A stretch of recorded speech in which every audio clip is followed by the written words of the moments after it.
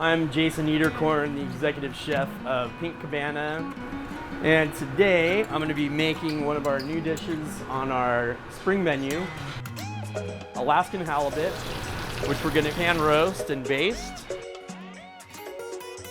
It's also going with a little bit of a saffron corn emulsion, tendrils and English peas from Tutti Frutti Farms in Santa Barbara County. We're also going to be enhancing a vegetarian stock with a little bit of a roasted prawn butter to kind of give it an added richness and umami to the dish as well. And voila. Going on the menu this week, we have a saute pan. We're getting really hot. We wait until it kind of reaches a smoking point. While the pan's heating up, we're going to go ahead and season our Alaskan halibut. We use line-caught dayboat halibut that we get delivered probably 2 to 3 times a week from Alaska. Usually when halibut season's in its peak, we typically like to feature it on our menus. It's definitely a tremendous product while it's in season, so we're happy to feature that. So we got a really hot pan, obviously. Start to see a little bit of smoke, so you know it's ready to go. Hear that nice sizzle. Start to see a little bit of a golden edge around the outside of the fish. And we're just gonna put it right into the oven as is. I typically like to cook halibut to about medium rare medium. It's kind of my ideal temperature for that. While we're waiting for the fish to finish up, I'm gonna go ahead and heat up a little bit of this wonderful saffron corn emulsion.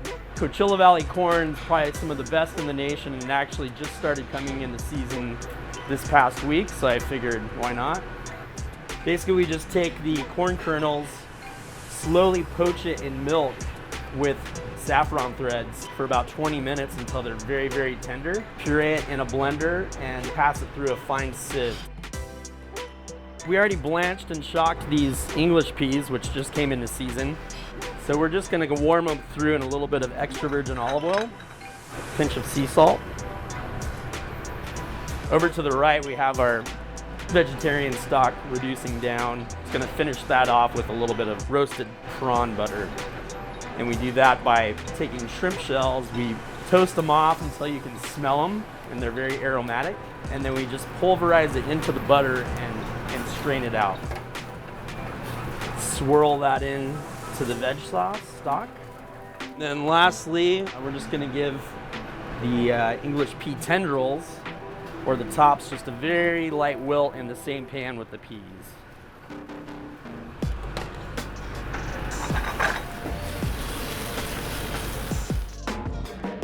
So it's kind of a playful dish, peas and corn, and using all the parts of the peas and corn as well.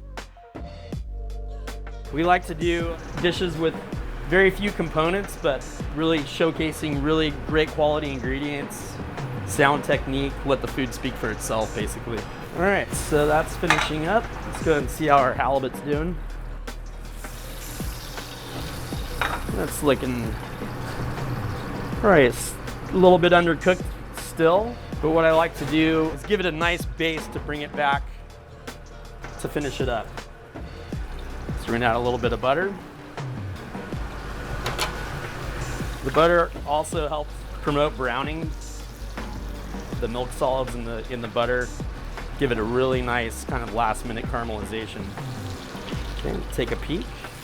All right, so we got a really nice crust starting to develop there. And this technique we use on both fish and our meats that we pan roast here at Pink Cabana. I was just always fascinated by cooking, and it's just something that I've always been super passionate about.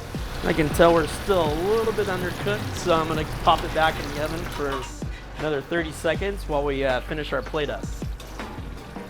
I love eating great food, so being able to cook it is definitely an added bonus.